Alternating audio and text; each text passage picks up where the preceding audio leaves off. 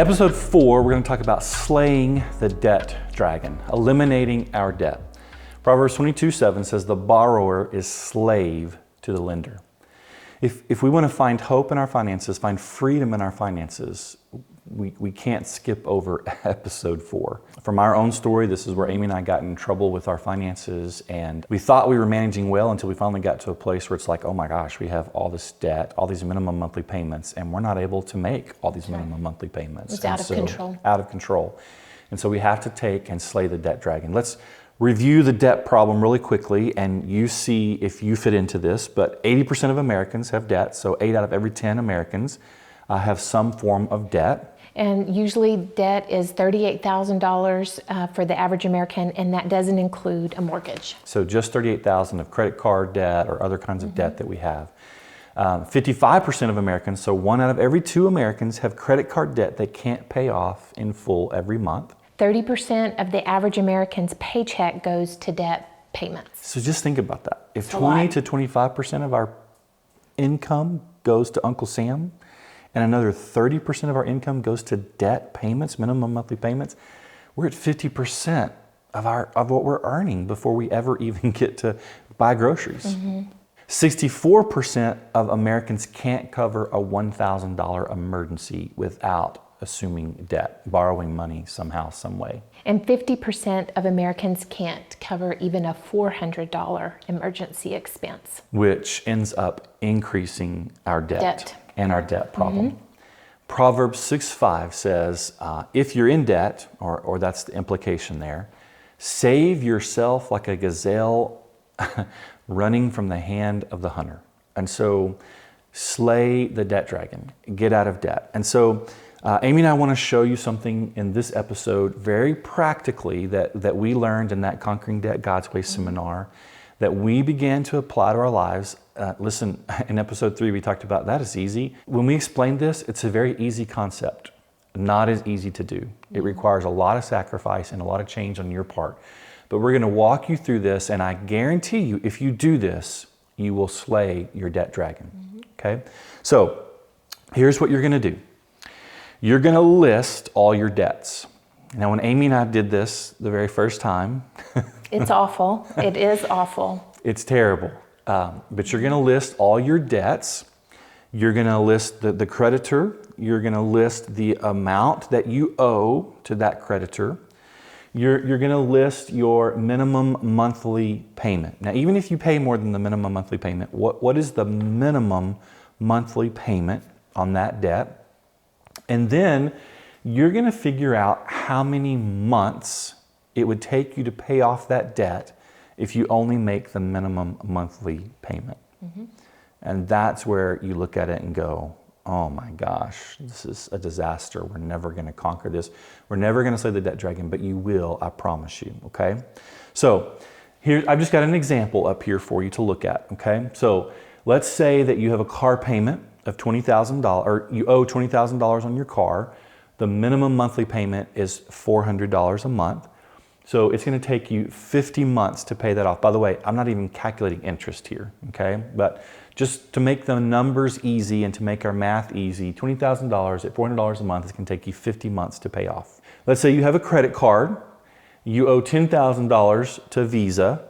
You make a $100 payment a month. That's your minimum. It's going to take you 100 months to pay that credit card off. And in reality, much more, because we're not even calculating interest, which is probably 17, 18, 21%. Let's say you have a school loan of $20,000. You make a minimum monthly payment of $200. It's going to take you 100 months to pay that off as well.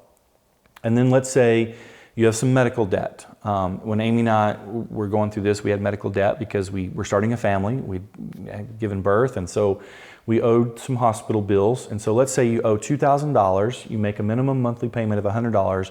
It's going to take you 20 months to pay off that debt. All right, so once you do this, so here we are, we're at $52,000 in debt. We make $800 a month in payments on that debt, just minimum. This is where Amy and I got in trouble. We couldn't make this payment every month because of where our income was when we went from 2 incomes to 1 income. And so most of us spend our lives looking at this and not looking at this. But really, in reality, We're conquering this, not this, okay? So here's what you're gonna do. Once you lay all this out and figure out how many months it's gonna take you to pay off each debt. Now, different experts will tell you different things, and a lot of experts will tell you, you need to take the one that has the highest interest and pay it off first. But Amy and I learned that that's really not the smartest way, because even if it has the highest interest, it may take us the longest to pay it off. And so remember, it's a cash flow problem. We need to free up as much cash flow as we can. So the easiest way to free up cash flow is to take the one we can pay off the fastest and pay it off first. So here in our scenario, the one we want to pay off first is our medical debt. Not because it has the least amount or the least interest, but because we can pay it off the fastest, okay? And so here's what we do. We're gonna take the things that we learned from episode 3 in terms of increasing our income. Now remember, we can get a new job, we can get a part-time job, we can get a side hustle, use it or sell it, and even if you use it, sell it. It's not an exhaustive list, but any things that you can think of to get extra income. Any ways that you can cut your expenses to get extra income. So if you cancel services that you had, or if you find a cheaper service, or whatever you find, however you find to increase your income. You're not going to use that income to go eat out more or to buy shoes on Amazon or whatever it is, okay? Here's what you're going to do. You're going to take your extra income and you're going to apply it to your minimum monthly payment. So let's say from increasing our cash flow in episode 3, we were able to find an extra $100 of income a month. Okay, so I just quit drinking Dr. Peppers and we found an extra $100 of income. Or more. And so what we now have is $200 a month to put on this debt. So we're going to continue to make the minimum monthly payments on these 3, but we're going to take $200 a month and put it on medical, and then we have to be committed.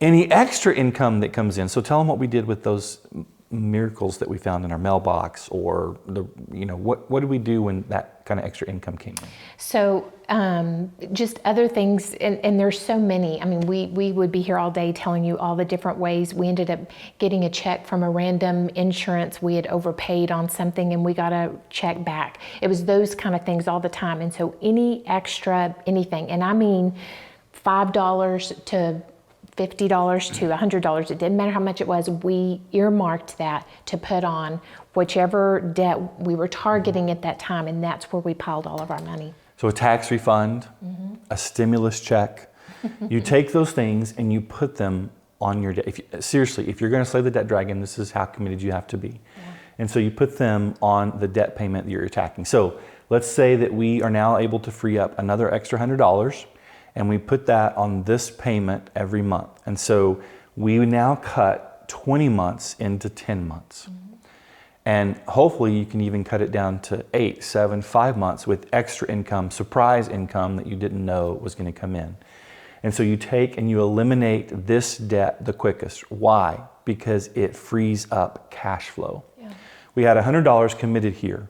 We've already found another extra $100. Once we get this paid off in 10 months or less, now we have $200 of cash flow. Cash flow is the problem, remember? So we have an extra $200 in cash flow. So we take that $200, and where are we going to go next? We're going to go to the car, because we can get it paid off in 50 months. Okay, and so now that's down to 40 months because we've still been making the minimum monthly payment while we've conquered this debt here. But now we've crossed this one off. So we can take 200, add that to the 400. Now we've got $600 that we're making on this payment. So we're going to take this from 40 months to say 30 months. And we're going to get that paid off, and maybe even fewer than 30 because of surprise income that we're going to receive along the way. And we eliminate that as quickly as possible. And then it's a toss-up on these two because they're the same number of months. So on this one, you might go to maybe the interest rate because you're accumulating interest or whatever you choose to do. But you're going to do the same thing with the Snowball and pay one of these off. And then you're going to take and you're going to pay the final one off as quickly as possible. And you're going to slay the debt dragon. Now, what you might even do when you're trying to rapidly slay the debt dragon is you might even consider taking and temporarily not putting money into savings or a vacation fund or whatever. So remember, in our debt problem, a lot of Americans can't even sustain a $1,000 emergency a month, or even 50% can't sustain a $400 emergency a month. I would recommend, or Amy and I would share, that before you radically start eliminating your debt, you probably need to have some kind of savings account. Now, that's up to you in terms of how much you need to have in that savings. Experts say you need to have 2 or 3 months of living expenses in the savings.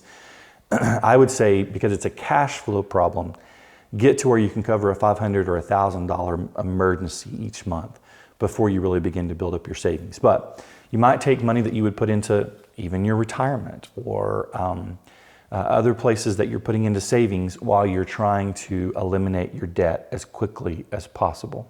Here's the key while you're slaying the debt dragon. Stop accumulating new debt. You're never going to slay the debt dragon if you're trying to attack your debt, but also increasing your debt at the same time. And so while you're doing this, don't don't the credit card. Don't go buy a new car. I mean, unless there's a situation where you're putting more money in this car each month than what it's worth, don't accumulate new debt along the way. If you don't have a savings that can cover any unexpected medical expenses, then you may have to accumulate new medical debt, but you don't want to do that. One thing I would say about this is this wasn't easy, but it was easier for me to stay committed once I began to see the good we were doing, that we were beginning to make a dent in things. So once we paid off our first target debt and we were able to take that cash and add it on to our other payment, that felt freeing. And I will say that during this time, I feel like we had some of the most conflict between each other. It just felt oppressive. We really did feel in bondage to debt. And so once you begin to see this is working, I'm able to target something, I'm paying it off, it's freeing. And so it helps you stay committed along the way when things get hard. And one of the things we would do is celebrate. So oh, that's good. When we paid off our first debt, we celebrated. So we took some of that Snowball money and we would probably go out and have a nice dinner, or she might buy a pair of shoes, I might buy a case of Dr. Pepper. We would do something to celebrate between each victory of paying off our debt. And so celebrate along the way. And the last thing that we would talk to you about in terms of slaying the debt dragon is to enlist God's supernatural involvement. We saw this over and over, time and time again in our journey to get rid of all of our debt. But we enlisted God's supernatural help. In other words, we prayed that God would supernaturally help us. And you find lots of instances of this in the Bible. In fact, let me just give you 4, I think. You can jot these down. You can go back and study them or look them up later. But in 1 Samuel chapter 17, God miraculously canceled Jesse's debt. Again, I'm not going to talk you through all these. Go back and look these up, 1 Samuel 17. In 2 Kings chapter 4, there's a widow that had debt, and God miraculously canceled her debt. In Nehemiah chapter 5, Nehemiah's got all of his workers rebuilding the wall around Jerusalem, and God canceled Nehemiah's workman's debt. And then, of course, in the New Testament, Onesimus was a slave that had a debt, and God canceled his debt. And you can see this in several different places or instances in the Bible. Again, that's probably not an exhaustive list. But we want you to know it's possible for God to supernaturally intervene. And we saw that in the anonymous cash we would get in the mailbox, a random refund that we would get from maybe it was even our mistake. We had overpaid. But there were instances where we didn't overpay. We just got money in the mailbox, or the radio station, and just... I never won anything in my life, but all of a sudden we get this money off of the radio station. And so we believe wholeheartedly that those were ways that God was blessing us because we were being faithful to what He was asking us to do, and that is to eliminate our debt and to find hope in our finances. We want you to know that there's hope, but I think Amy is so right, and you need to know this. We can talk about how easy it is. It's not easy. It's a sacrifice. It's a struggle. There are times when we wanted to give up and continue to live the way we were living. But remember, if you keep doing what you've always done, you're going to keep getting what you've always gotten. And if you're tired of living in a place where you don't have hope in your finances, you're going to have to make some sacrifices to find that hope.